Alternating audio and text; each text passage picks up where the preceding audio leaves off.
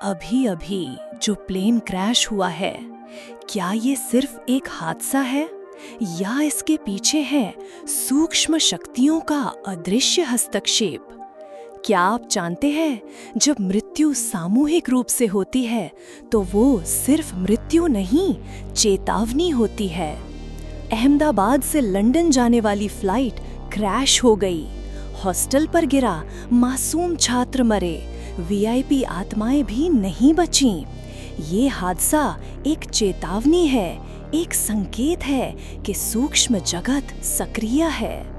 बापूजी कहते हैं, कोई भी सामूहिक मृत्यु दुर्घटना नहीं होती, वो आत्मा की योजना का हिस्सा होती है। तो क्या ये आत्माएं किसी विशेष कार्य हेतु एक साथ आई थी? क्या ये सिर्फ मशीन फेल हुआ था या कोई ऊर्जा स्तर पर युद्ध चल रहा था? बापूजी कहते हैं, आत्माएं अपना कर्म पूरा होते ही इस धरती से चली जाती हैं। जो आत्माएं आज गईं, वे शायद आगे सूक्ष्म जगत में कोई बड़ा कार्य करने वाली हों। कुछ आत्माएं ऐसी भी होती हैं जो मृत्यु के बाद भी परम चेतना में कार्यरत रहती हैं। गरुड़ पुराण कहता है, आकस्मिक मृत्यु से गई आत्माएं भटक सकती हैं, उन्हें शांति की जरूरत होती है।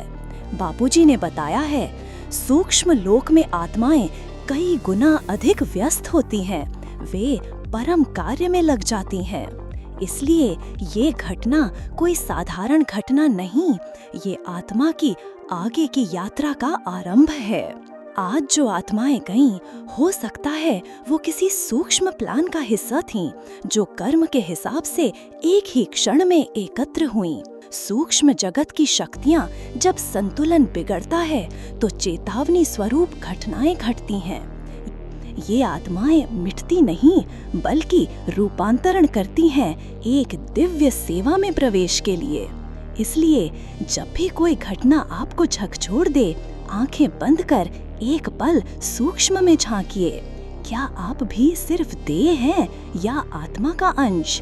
क्या आप तैयार हैं उस दुनिया को समझने के लिए जो आंखों से नहीं, चेतना से दिखती है? तो आइए इन दिव्य यात्राओं को शक्ति दें परम शांति के साथ। आज हम 1 मिनट मौन होकर उन सभी आत्माओं को परम प्रकाश, परम शांति और दिव्य गमन की कामना भेजते हैं। बापूजी कहते हैं, चेतना कभी नहीं मरती, वो बस एक रूप से दूसरे रूप में प्रवास करती है।